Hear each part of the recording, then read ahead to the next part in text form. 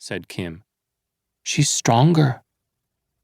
Too strong, especially for a girl. He knew he'd lost control last night, but his daughter had provoked him. He had to parent her. Children needed discipline and boundaries. He was grateful that his father took the wild out of him. Tony handled Tammy with much more care. Unlike his father, he knew the difference between an open palm and a closed fist. "She mocked me, my English," said Tony. Kim sneered. "你丢面子了." Did you lose face? A phrase that he'd grown up with, defended against. His father used to spit it at him at every opportunity.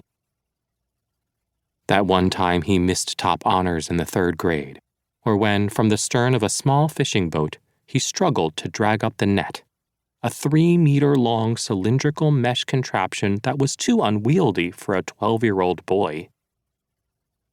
Or on his 16th birthday, when his father read out loud a newspaper's rejection letter of his short story. Afterward, he tore up the paper. "You wrote about a talking calculator? You just made me lose my face." Tony hadn't heard that phrase since he'd left the village for college. By then, he had made himself unobjectionable. Not only was Tony brilliant, the top engineering student at the Dalian University of Technology, but he also played basketball. A rare meld of brawn and brains in China. Girls hung around the court after his games, hoping for some attention. They all knew he was going places. Everyone, from his professors to his roommates, knew he was special. "Every department needs a student like him," they would say. "Golden boy. His parents must be so proud. 他们都给他面子." Everyone gave him face. Now, his wife and daughter, his new country, his new life kept clawing it away. He wasn't sure how or when he'd earn it back. "I'm ready." Tammy had returned to the kitchen with her backpack, her hair swept back in a braid. The top section was uneven, and she had clearly missed a step in the 1-2-3 pattern near the tail. In recent months, she had insisted on styling her long locks herself. "Do you want me to redo your hair?" asked Tony.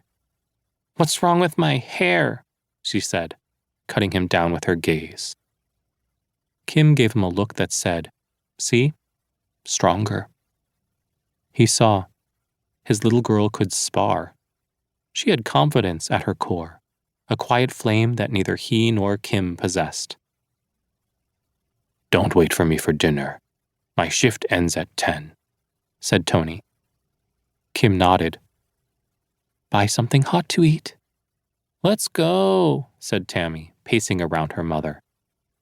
Tony held the door open as the 2 most important people in his life walked out. Alone, he fetched a pair of scissors from a sticky drawer that took a few tries to open.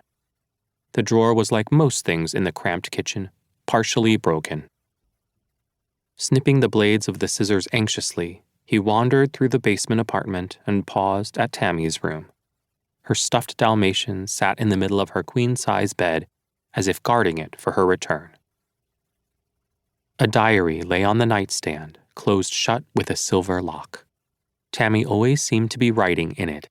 There were days when Tony wondered what her tiny hand was scribbling. Other days, he knew. Tony carried on to the room he shared with Kim. The only things that fit in there were a frameless mattress and a dresser. Even though it was smaller than Tammy's room, he never complained. She needed a desk for her homework. Tony opened the small closet and picked out one of his 3 dress pants. He had steamed them last night, but was checking for any stains he might have missed. With machine precision, he cut off the stitching that had started to fray. The material was so stiff that he had to wriggle his legs into it. He put on his button-down shirt, top hat, white gloves, and long-tailed overcoat. When he'd finished, he looked like a cartoon character, a bellhop from another century. The uniform, particular right down